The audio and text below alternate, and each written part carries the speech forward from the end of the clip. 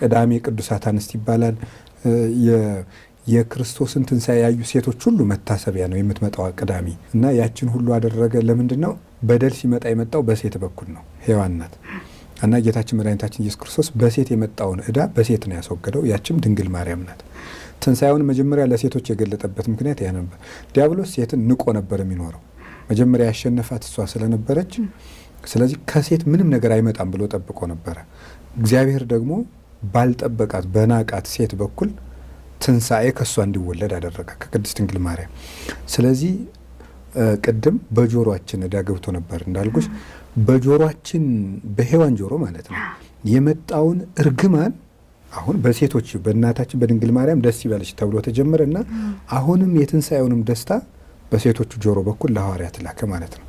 እንዲህ አድርጎ አሁን እግዚአብሔር ባህርየ ሰብን በሙሉ ወይም የሰውን ባህሪ ሁሉ ወንድንም ሴትንም አከበረ ማለት ነው እና እንደው የዚህ ዓለም ፈላስፎች ወይም ፖለቲከኞች ስለ ሴት መብት ሳይቆሙ አሁንም እንደው ሴትነት የሚሉት ሰዎች ወይም ፌሚኒስት የሚባሉት ሰዎች ሴት ሳይሉ ሴትን ያከበረም ክርስቶስ ነው። በትንሣኤው በልደቱ ሴትን አክብሯል፣ በትንሣኤው አክብሯል።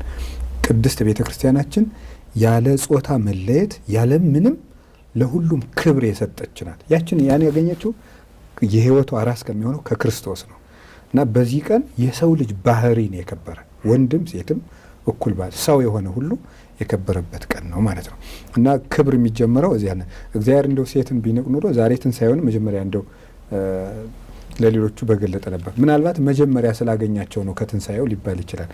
ግን ምን አይርቀው እሱ ገሊላ የሚለው ለሐዋርያት መንገድ ይችል ነበረ። አዎ ይሄ ረጅም ምስጢር ያለው ነው። እሱም ራሱ በጣም ሰፊ ጉዳይ ነው። ወደ ነገሩን ለማጥበብ ያክል የእነሱንም ውለታ ለማስታወስ ነው። በእርግጥ እነዚያ ሴቶች የራሳቸውን ለክርስቶስ ልዩ ፍቅር አሳይተዋል። ያንንም ዋጋ ለመስጠት ነው።